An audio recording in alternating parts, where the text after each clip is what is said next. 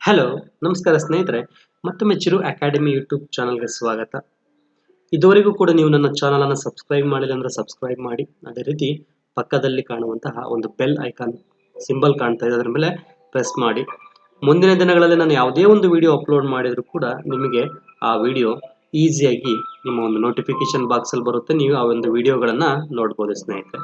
ಹಾಗಾದರೆ ಬಿಸ್ನೆಸ್ ಅಂದರೆ ಏನು, ಬಿಸ್ನೆಸ್ಸನ್ನು ಏನಕ್ಕೆ ಮಾಡ್ತಾರೆ, ಬಿಸ್ನೆಸ್ ಅನ್ನು ಮಾಡೋದ್ರಿಂದ ಏನು ಬೆನಿಫಿಟ್ಸು ಮತ್ತು ಯಾರಿಗೆ ಬೆನಿಫಿಟ್ಸ್ ಅನ್ನೋದನ್ನು ನಾನು ಡೀಟೇಲ್ಡ್ ಆಗಿ ನಿಮಗೆ ಪ್ರೀವಿಯಸ್ ವಿಡಿಯೋ ಕ್ಲಾಸಸ್ಸಲ್ಲಿ ನಾನು ಎಕ್ಸ್ಪ್ಲೇನ್ ಮಾಡಿದ್ದೆ. ಹಾಗೆ characteristics or features of business ಅನ್ನೋದು ಕೂಡ ನಾನು ಡಿಸ್ಕಸ್ ಮಾಡಿದ್ದೆ. ಹಾಗಾದರೆ ನಾವು ನೆಕ್ಸ್ಟ್ ಟಾಪಿಕನ್ನು ಇಲ್ಲಿ ಡಿಸ್ಕಸ್ ಮಾಡೋಣ. ನೆಕ್ಸ್ಟ್ ಯಾವ ಟಾಪಿಕ್ ಅಂತ ಇಲ್ಲಿ ಹೇಳ್ತೀನಿ ಸ್ನೇಹಿತರೆ. ಅದಕ್ಕಿಂತ ಮುಂಚಿತವಾಗಿ ಬಿಸ್ನೆಸ್ ಅಂದರೆ ಏನು? Business is an economic activity which starts to earn a minimum profit by investing capital. ಕ್ಯಾಪಿಟಲನ್ನು ಇನ್ವೆಸ್ಟ್ ಮಾಡೋದ್ರ ಮೂಲಕ ಒಂದು ಬಿಸ್ನೆಸ್ಸನ್ನು ಸ್ಟಾರ್ಟ್ ಮಾಡ್ತಾರೆ. ಐದರ್ ಕ್ಯಾಪಿಟಲ್ಲು ಇನ್ವೆಸ್ಟ್ಮೆಂಟ್ ಮಾಡೋದ್ರಿಂದ ಪ್ರಾಫಿಟ್ ಆದರೂ ಆಗ್ಬೋದು, ಲಾಸ್ ಆದರೂ ಕೂಡ ಆಗ್ಬೋದು. ಎರಡನ್ನೂ ಕೂಡ ರಿಸ್ಕನ್ನು ಬಿಯರ್ ಮಾಡೋ ಒಂದು ಕೆಪಾಸಿಟಿ ಇರುವಂಥ ವ್ಯಕ್ತಿಗಳು ಒಂದು ಬಿಸ್ನೆಸ್ಸನ್ನು ಸ್ಟಾರ್ಟ್ ಮಾಡ್ತಾರೆ. In the form of manufacturing ಮಾಡಿ ಗೂಡ್ಸನ್ನು ಸೇಲ್ ಮಾಡೋದಿರ್ಬೋದು, ಆರ್ ಹೆಲ್ಸ್ ಅಥವಾ ಗೂಡ್ಸನ್ನು ಪರ್ಚೇಸ್ ಮಾಡಿ ಮ್ಯಾನುಫ್ಯಾಕ್ಚರಿಂದ ರೀಸೇಲ್ ಕೂಡ ಮಾಡ್ಬೋದು, ಅಥವಾ ಸರ್ವಿಸನ್ನು ಕೂಡ ಪ್ರೊವೈಡ್ ಮಾಡ್ಬೋದು. ಈ ರೀತಿಯಾದಂಥ ಒಂದು ಬಿಸ್ನೆಸ್ ಆ್ಯಕ್ಟಿವಿಟೀಸ್ಗಳನ್ನು ನಾವು ಮಾಡೋದನ್ನು ಬಿಸ್ನೆಸ್ ಅಂತೇಳಿ ಕರಿತೀವಿ. With a motive to earn a ಪ್ರಾಫಿಟನ್ನು ಅರ್ನ್ ಮಾಡೋ ಒಂದು ಉದ್ದೇಶದಿಂದ ಈ ಥರ ಒಂದು ಬಿಸ್ನೆಸ್ ಆ್ಯಕ್ಟಿವಿಟೀಸ್ಗಳನ್ನು ಮಾಡ್ತಾ ಹೋಗ್ತಾರೆ ಸ್ನೇಹಿತರೆ. ಹಾಗಾದರೆ ನೀವು ಕೂಡ ಒಂದು ಬಿಸ್ನೆಸ್ ಮ್ಯಾನ್ ಆಗ್ಬೋದಾ? ಎಸ್, ಖಂಡಿತವಾಗ್ಲೂ ಆಗ್ಬೋದು. ನಿಮ್ಮ ಹತ್ರ ಐಡಿಯಾಸ್ ಇದ್ದರೆ, ನಿಮ್ಮ ಹತ್ರ ಕ್ಯಾಪಿಟಲ್ ಇದ್ದರೆ. ಸಪೋಸ್ ನಿಮ್ಮ ಹತ್ರ ಕ್ಯಾಪಿಟಲ್ ಇಲ್ಲ, ಅಷ್ಟು ರಿಕ್ವೈರ್ಡ್ ಕ್ಯಾಪಿಟಲ್ ಇಲ್ಲ, ಮಿಷನರೀಸ್ ಇಲ್ಲ ಅಂದರೆ ನೀವು ಬೇಕಾದರೆ ಫೈನಾನ್ಷಿಯಲ್ ಇನ್ಸ್ಟಿಟ್ಯೂಷನಿಂದ ಕೂಡ ಲೋನನ್ನು ಬಾರೋ ಮಾಡಿ ನೀವು ಬಿಸ್ನೆಸ್ಸನ್ನು ಸ್ಟಾರ್ಟ್ ಮಾಡ್ಬೋದು ಸ್ನೇಹಿತರೆ. ಹಾಗಾದರೆ ಬಿಸ್ನೆಸ್ ಅಂದರೆ ಏನು, ಮೀನಿಂಗು, ಡೆಫಿನೇಷನ್, ಅದೇ ರೀತಿ ಫೀಚರ್ಸನ್ನು ಡಿಸ್ಕಸ್ ಮಾಡಿದ್ವಿ ಈ ಒಂದು ಕ್ಲಾಸಲ್ಲಿ. ಇಲ್ಲಿ ನೋಡಿ ಸ್ನೇಹಿತರೆ, features and characteristics of business ಅಂತ ಈ ಒಂದು ಟೈಟಲನ್ನು ಅಥವಾ ಈ ಒಂದು ಟಾಪಿಕನ್ನು ನಾವು ಆಲ್ರೆಡಿ ಪ್ರೀವಿಯಸ್ 2 ವಿಡಿಯೋಗಳಲ್ಲಿ ಡಿಸ್ಕಸ್ ಮಾಡಿದ್ದೀನಿ. ಆ ಒಂದು ವಿಡಿಯೋಗಳು ಲಿಂಕ್ಗಳನ್ನು ಈ ಒಂದು ವಿಡಿಯೋನ ಕೆಳಗಡೆ ನಿಮಗೆ ಡಿಸ್ಕ್ರಿಪ್ಷನಲ್ಲಿ ಲಿಂಕನ್ನು ಹಾಕಿದ್ದೀನಿ. ನಿಮಗೆ ಟೈಮ್ ಪರ್ಮಿಟ್ ಆದರೆ ನೀವು ಈ ಒಂದು ವಿಡಿಯೋಗಳನ್ನು ವಾಚ್ ಮಾಡಿ. ಹಾಗೆ ನೆಕ್ಸ್ಟ್ ಟಾಪಿಕನ್ನು ನಾವು ಹೋಗೋಣ ಬನ್ನಿ. ಈಗ ಟಾಪಿಕ್ ಬಂದ್ಬಿಟ್ಟು ಆಬ್ಜೆಕ್ಟಿವ್ಸ್ ಆಫ್ ಬಿಸ್ನೆಸ್. ಹಾಗಾದರೆ ಒಂದು ಬಿಸ್ನೆಸ್ ಅಂದರೆ ಏನು ಅಂತ ನಮಗೆ ಗೊತ್ತಾಗಿದೆ ಥ್ರೂ ಡೆಫಿನೇಷನ್ ಆ್ಯಂಡ್ ಮೀನಿಂಗ್ ಮೂಲಕ. ನಾವು ವ್ಯವಹಾರ ಅಂದರೆ ಏನು ಅಂತ ತಿಳ್ಕೊಂಡಿದ್ದೀವಿ ಸ್ನೇಹಿತರೆ. ಹಾಗಾದರೆ ವ್ಯವಹಾರವನ್ನು ಏನಕ್ಕೆ, ಯಾವ ಕಾರಣಕ್ಕೆ ಸ್ಥಾಪನೆ ಮಾಡ್ತಾರೆ ಅಥವಾ ಸ್ಟಾರ್ಟ್ ಮಾಡ್ತಾರೆ ಅಂತ ನಾವು ತಿಳ್ಕೊಂಡಿದ್ದೀವಿ. To earn a minimum profit, to create employment opportunity and to satisfy the public or the consumers needs and wants. ಈ ಒಂದು ಉದ್ದೇಶಗಳಿಗೆ ಇಟ್ಕೊಂಡು ಏನು ಮಾಡ್ತಾರೆ, ಬಿಸ್ನೆಸ್ಸನ್ನು ಸ್ಟಾರ್ಟ್ ಮಾಡ್ತಾರೆ. ಅದೇ ರೀತಿ ಇಲ್ಲಿ ನಾವು ಕೆಲವೊಂದು ಉದ್ದೇಶಗಳು, ವ್ಯವಹಾರದ ಉದ್ದೇಶಗಳು ಅಥವಾ ಬಿಸ್ನೆಸ್ನ ಉದ್ದೇಶಗಳು ಏನೋದನ್ನು ನಾವು ಈ ಒಂದು ವಿಡಿಯೋನಲ್ಲಿ ಡಿಸ್ಕಸ್ ಮಾಡ್ತಾ ಹೋಗೋಣ ಬನ್ನಿ ಸ್ನೇಹಿತರೆ. ಒನ್ ಬೈ ಒನ್ ಡಿಸ್ಕಸ್ ಮಾಡೋಣ. First and foremost objective is to profit making. ಯಾವುದೇ ಒಂದು ಬಿಸ್ನೆಸ್ಸನ್ನು ನೀವು ತಗೊಳ್ಳಿ, ಯಾವುದೇ ಒಂದು ಬಿಸ್ನೆಸ್ನ ಸ್ಟಾರ್ಟ್ ಮಾಡ್ತಾ ಇದ್ದಾರೆ ಅಂದರೆ ಅವರ ಮುಖ್ಯ ಉದ್ದೇಶ, ತಮ್ಮ ಬಂಡವಾಳವನ್ನು ಹೂಡ್ತಾ ಇದ್ದಾರೆ, ಒಂದು ಬಿಸ್ನೆಸ್ಮನ್ನ ಸ್ಟಾರ್ಟ್ ಮಾಡ್ತಾ ಇದ್ದಾರೆ ಅಂದರೆ ಸ್ವಲ್ಪನಾದರೂ ಅವರು ಪ್ರಾಫಿಟನ್ನು ಅರ್ನ್ ಮಾಡಬೇಕು, ಲಾಭವನ್ನು ಗಳಿಸಬೇಕು, ತಮ್ಮ ಒಂದು ಸ್ಟ್ಯಾಂಡರ್ಡ್ ಆಫ್ ಲಿವಿಂಗನ್ನು ಚೆನ್ನಾಗಿ ಇಂಪ್ರೂವ್ ಮಾಡ್ಕೊಳ್ಬೇಕನ್ನೋ ಒಂದು ಉದ್ದೇಶದಿಂದ ಕೆಲವೊಬ್ಬರಿಗೆ ಜಾಬ್ಗಳನ್ನು ಕೊಡ್ಬೋದು, ಅಪಾರ್ಚುನಿಟೀಸನ್ನು ಕ್ರಿಯೇಟ್ ಮಾಡ್ಬೋದು, ನನ್ನ ಒಂದು ನೀಡ್ಸ್ ಆ್ಯಂಡ್ ವಾಂಟ್ಸನ್ನು ನಾನು ಫುಲ್ಫಿಲ್ ಮಾಡ್ಕೊಳ್ಬೋದು, ನನ್ನ ಒಂದು ಸ್ಟ್ಯಾಂಡರ್ಡ್ ಆಫ್ ಲಿವಿಂಗನ್ನು ಇಂಪ್ರೂವ್ ಮಾಡ್ಕೊಳ್ಬೋದು. ಈ ರೀತಿಯಾದ ಒಂದು ಕನಸುಗಳನ್ನು ಕಟ್ಕೊಂಡು ಒಂದು ಬಿಸ್ನೆಸ್ಸನ್ನು ಏನು ಮಾಡ್ತಾರೆ, ಪ್ರತಿಯೊಬ್ಬರು ಸ್ಟಾರ್ಟ್ ಮಾಡ್ತಾರೆ. ಐದರ್ ಮ್ಯಾನುಫ್ಯಾಕ್ಚರಿಂಗ್ ಇರ್ಬೋದು, ಅಥವಾ ಟ್ರೇಡಿಂಗ್ ಇರ್ಬೋದು, ಅಥವಾ ಸರ್ವಿಸ್ ಓರಿಯೆಂಟೆಡ್ ಬಿಸ್ನೆಸ್ಸನ್ನು ಕೂಡ ಅವರು ಸ್ಟಾರ್ಟ್ ಮಾಡ್ಬೋದು. ಅಲ್ಟಿಮೇಟ್ ಆಬ್ಜೆಕ್ಟಿವ್ ಏನಪ್ಪ ಅಂತಂದರೆ ಪ್ರಾಫಿಟ್ ಮೇಕಿಂಗ್ ಅನ್ನೋದು. ಇನ್ನೊಂದು ಬರುತ್ತೆ ಬ್ರೇಕ್ ಇವನ್ ಪಾಯಿಂಟ್ ಅಂತ ಕೂಡ ನೀವು ಕಾಮರ್ಸ್ ಸ್ಟೂಡೆಂಟ್ಸ್ ಕೇಳಿರ್ಬೋದು. ಬ್ರೇಕ್ ಇವನ್ ಪಾಯಿಂಟ್ ಅಂದರೆ no profit no loss situation. For example, ನಾನು ಒಂದು ತಿಂಗಳಿಗೆ 1,00,000 ರೂಪಾಯಿ ನಾನು ಏನಾದರೂ ಖರ್ಚು ಮಾಡಿದ್ದೀನಿ ಕಂಪನಿಯಲ್ಲಿ ಅಂತಂದರೆ ಅಟ್ಲೀಸ್ಟ್ ನಾನು ಎಷ್ಟು ಎಕ್ಸ್ಪೆಕ್ಟ್ ಮಾಡ್ತೀನಿ, 1,01,000 ಅಥವಾ 1,00,000 ಮೇಲೆ 1 ರೂಪಾಯಿನಾದರೂ ಎಕ್ಸ್ಪೆಕ್ಟ್ ಮಾಡ್ತೀನಿ. ಅಲ್ಟಿಮೇಟಾಗಿ ನಾನು ಎಕ್ಸ್ಪೆಕ್ಟ್ ಮಾಡೋದು ಅಟ್ಲೀಸ್ಟ್ 1,00,000 ನನಗೆ ಬೇಕು. ಬಿಕಾಸ್ ನಾನು ಎಷ್ಟು ಖರ್ಚು ಮಾಡಿದ್ದೀನಿ ಅಷ್ಟಾದರೂ ಬರಲಿ, ನನಗೆ ಪ್ರಾಫಿಟ್ ಬರದೇ ಇದ್ದರೂ ಪರವಾಗಿಲ್ಲ. ಸ್ಟಾರ್ಟಿಂಗ್ ಇನಿಷಿಯಲ್ ಸ್ಟೇಜಸಲ್ಲಿ 1 or 2 years ನನಗೆ ಕಂಪನಿ ಲಾಸ್ ಆಗುತ್ತೆ ಅಥವಾ ಬ್ರೇಕ್ ಇವನ್ ಪಾಯಿಂಟ್ ಲೆವೆಲ್ ಇರುತ್ತೆ. ಆಫ್ಟರ್ ದಟ್ ನನ್ನ ಒಂದು ಕಸ್ಟಮರ್ಸು ಜಾಸ್ತಿ ಆದಷ್ಟು ನನ್ನ ಸೇಲ್ಸ್ ಜಾಸ್ತಿ ಆಗುತ್ತೆ, ನನ್ನ ಪ್ರಾಫಿಟ್ ಜಾಸ್ತಿ ಆಗುತ್ತೆ ಅನ್ನೋ ಒಂದು ಹೋಪ್ಸ್ ಮೇಲೆ ಬಿಸ್ನೆಸ್ಸನ್ನು ರನ್ ಮಾಡ್ತಾ ಹೋಗ್ತಾರೆ ಸ್ನೇಹಿತರೆ. ಅಲ್ಟಿಮೇಟ್ ಅಥವಾ main objective of the business is profit making ಅಂತ ನಾವು ಹೇಳ್ಬೋದು ಸ್ನೇಹಿತರೆ. Next objective is growth of business. Growth of business, ಒಂದು ಬಿಸ್ನೆಸ್ಸನ್ನು ಯಾವ ರೀತಿ ನಾವು ಗ್ರೋತ್ ಮಾಡ್ಬೋದು, ಬೆಳವಣಿಗೆ ಮಾಡ್ಬೋದು, ಇಂಪ್ರೂವ್ ಮಾಡ್ಬೋದು ಅಂತಂದರೆ by adding more and more products, increase market shares, diversify into new areas, expand market. ನೀವು ಈಗ ಆಲ್ರೆಡಿ ನೋಡಿರ್ಬೋದು, VRL ಅಂತ ನೀವು ಕೇಳಿದ್ರೆ, ವಿಜಯಾನಂದ ರೋಡ್ ಲೈನ್ಸ್ ಅಂತ ಇದೆ. ಅವರು ಗೂಡ್ಸನ್ನು, ಕಾರ್ಗೋ ಸರ್ವಿಸನ್ನು ನೀಡ್ತಾರೆ, ಕೊರಿಯರ್ ಸರ್ವಿಸ್ ನೀಡ್ತಾರೆ, ನ್ಯೂಸ್ ಪೇಪರ್ ಸರ್ವಿಸನ್ನು ನೀಡ್ತಾರೆ, ನ್ಯೂಸ್ ಚಾನಲ್ ಇದೆ. ಈ ರೀತಿಯಾಗಿ ಏನು ಮಾಡಿದ್ದಾರೆ ಅವರು, ಪ್ರಾಡಕ್ಟ್ ಡೈವರ್ಸಿಫಿಕೇಷನನ್ನು ಅವರು ಅಪ್ಲೈ ಮಾಡಿದ್ದಾರೆ. ಯಾವುದಾದ್ರೂ ಒಂದು ಪ್ರಾಡಕ್ಟಲ್ಲಿ ಅವ್ರಿಗೆ ಯಾವುದಾದ್ರೂ ಒಂದು ಪ್ರಾಡಕ್ಟಲ್ಲಿ ಲಾಸ್ ಆದರೆ ಇನ್ನೊಂದು ಪ್ರಾಡಕ್ಟಿಂದ ಅವ್ರಿಗೆ ಪ್ರಾಫಿಟ್ ಆದಾಗ ಅಟ್ಲೀಸ್ಟ್ ಆ ಕಂಪನಿ ಏನಾಗುತ್ತೆ, ಸ್ಟೇಬಲ್ ಆಗಿರುತ್ತೆ. ಆ ಒಂದು ಬಿಸ್ನೆಸ್ಸು ಒಂದು ಲಾಸಲ್ಲಿರಲ್ಲ, ಪ್ರಾಫಿಟಲ್ಲೇ ಇರುತ್ತೆ. ಅಲ್ಟಿಮೇಟ್ ಅನ್ನೋ ಒಂದು ಉದ್ದೇಶದಿಂದ ಏನು ಮಾಡ್ತಾರೆ, ಒಂದು ಬಿಸ್ನೆಸ್ಸನ್ನು ಸ್ಟಾರ್ಟ್ ಆದಮೇಲೆ ಅದನ್ನು ಗ್ರೋತ್ ಮಾಡೋದಕ್ಕೆ, ಬೆಳವಣಿಗೆ ಮಾಡೋದಕ್ಕೆ ಬೈ ಯೂಸಿಂಗ್ ಇನ್ನೊಂದು ಪ್ರಾಡಕ್ಟನ್ನು ಆ್ಯಡ್ ಮಾಡ್ತಾ ಹೋಗ್ತಾರೆ. ನೆಕ್ಸ್ಟ್ ಲೈನ್ ನೋಡಿರ್ಬೋದು ನೀವು, LG ಅಂತ ತಗೊಂಡ್ರೆ LG ಕಂಪನಿ ಲೈಫ್ ಗುಡ್ಸ್ ಅಂತ ನಾವು ಕರಿತೀವಿ. ಆ ಒಂದು LG ಕಂಪನಿಯವರು ಟಿವಿಯನ್ನು ಪ್ರೊವೈಡ್ ಮಾಡ್ತಾರೆ, ಮೊಬೈಲ್ ಪ್ರೊವೈಡ್ ಮಾಡ್ತಾರೆ, ಲ್ಯಾಪ್ಟಾಪ್ ಪ್ರೊವೈಡ್ ಮಾಡ್ತಾರೆ, ವಾಷಿಂಗ್ ಮಿಷಿನ್ ಮಾಡ್ತಾರೆ, ರೆಫ್ರಿಜಿರೇಟರ್ ಮಾಡ್ತಾರಲ್ವಾ. ಏನಕ್ಕೆ ಅಂತಂದರೆ ಯಾವುದಾದ್ರೂ ಒಂದು ಪ್ರಾಡಕ್ಟು ನಮಗೆ ಲಾಸ್ ಆಯಿತು ಅಂದರೆ, ಸೇಲ್ ಆಗಿಲ್ಲ ಅಥವಾ ಲಾಸ್ ಆಗಿದೆ ಅಂತಂದರೆ ಇನ್ನೊಂದು ಪ್ರಾಡಕ್ಟಿಂದ ನಮಗೇನಾಗುತ್ತೆ, ಪ್ರಾಫಿಟ್ ಆಗುತ್ತೆ. ಅಲ್ಟಿಮೇಟಾಗಿ ನಮ್ಮ ಒಂದು ಬಿಸ್ನೆಸ್ ಏನಾಗುತ್ತೆ, ಗ್ರೋತ್ ಆಗುತ್ತೋ ಒಂದು ಉದ್ದೇಶವನ್ನು ಇಟ್ಕೊಂಡು ಈ ರೀತಿಯಾಗಿ ಒಂದು ಪ್ರಾಡಕ್ಟ್ ಡೈವರ್ಸಿಫಿಕೇಷನ್ ಅನ್ನೋ ಒಂದು ಕಾನ್ಸೆಪ್ಟನ್ನು ಅಪ್ಲೈ ಮಾಡ್ತಾ ಹೋಗ್ತಾರೆ ಸ್ನೇಹಿತರೆ ಬಿಸ್ನೆಸ್ಸಲ್ಲಿ. Objective is to customer satisfaction and development. Customers are the main assets of the business. Customer ಅನ್ನೋದು ತುಂಬ ಪ್ರಾಮುಖ್ಯತೆಯನ್ನು ಪಡೆದಿರ್ತಾರೆ ಒಂದು ವ್ಯವಹಾರದಲ್ಲಿ. ಯಾಕಂತಂದರೆ ನಾವು ಏನೇ ಒಂದು ಪ್ರಾಡಕ್ಟನ್ನು ಮ್ಯಾನುಫ್ಯಾಕ್ಚರ್ ಮಾಡಿರಲಿ ಅಥವಾ ಯಾವುದೇ ಒಂದು ಸರ್ವಿಸನ್ನು ಪ್ರೊವೈಡ್ ಮಾಡ್ತಾ ಇದ್ದೀವಿ ಅಂತಂದರೆ ನಮಗೆ ಕಸ್ಟಮರ್ ಬೇಕು, ಕನ್ಸ್ಯೂಮರ್ಸ್ ಬೇಕು. ಇವರಿಲ್ಲ ಅಂದರೆ ನಮ್ಮ ಬಿಸ್ನೆಸ್ ಏನಾಗುತ್ತೆ, ಯಾವುದೇ ರೀತಿ ಒಂದು ಸಕ್ಸಸ್ಸನ್ನು ಕಾಣೋದಕ್ಕೆ ಸಾಧ್ಯ ಇಲ್ಲ. ಹಾಗಾದರೆ ಕಸ್ಟಮರ ನೀಡ್ಸ್ ಆ್ಯಂಡ್ ವಾಂಟ್ಸ್ ಏನಿದೆ, ಅವರ ರಿಕ್ವೈರ್ಮೆಂಟ್ಸ್ ಏನಿದೆ, ಹಾಗಾಗಿ ಆ ಒಬ್ಬ ಕಸ್ಟಮರ್ಗೆ ರೈಟ್ ಟೈಮಿಗೆ ರೈಟ್ ಪ್ಲೇಸಿಗೆ ಆ ಪ್ರಾಡಕ್ಟನ್ನು ನಾವು ಅಲ್ಟಿಮೇಟಾಗಿ ಅವರು ಥ್ರೂ ಸಪ್ಲೈ ಚೈನ್ ಮ್ಯಾನೇಜ್ಮೆಂಟ್ ಮೂಲಕ ಗೂಡ್ಸನ್ನು ರೀಚ್ ಮಾಡಿಸಿದ್ರೆ ಮಾತ್ರ ನನ್ನ ಪ್ರಾಡಕ್ಟು ನೆಕ್ಸ್ಟ್ ಟೈಮ್ ಅವನು ಕೇಳ್ತಾನೆ. ಈಗ ನೀವು ಒಂದು ಶಾಪಿಗೆ ಹೋಗಿರ್ತೀರ, ಸಂತೂರ್ ಸೋಪ್ ಕೊಡಿ ಅಂತ ಹೇಳ್ತೀರಾ. ಸಂತೂರ್ ಸೋಪು ನಿಮಗೆ ಇಷ್ಟ ಆಗಿರುತ್ತೆ, ಸ್ಯಾಟಿಸ್ಫ್ಯಾಕ್ಷನ್ ಆಗಿರುತ್ತೆ, ನೀವು ನೆಕ್ಸ್ಟ್ ಕೇಳ್ತೀರಾ. ಆ ಶಾಪಲ್ಲಿ ಅವನು ಸ್ಯಾಟಿಸ್ಫ್ಯಾಕ್ಷನ್ ಆಗೋ ಒಂದು ಪ್ರಾಡಕ್ಟ್ ಇಲ್ಲ, ಸಂತೂರ್ ಸೋಪ್ ಇಲ್ಲ ಅಂತ ಹೇಳ್ತಾನೆ ನೀವು ಕೇಳಿದಾಗ. ಎರಡನೇ ಟೈಮ್ ಹೋಗ್ತೀರಾ, ಸಂತೂರ್ ಸೋಪ್ ಇಲ್ಲ, ಓಕೆ.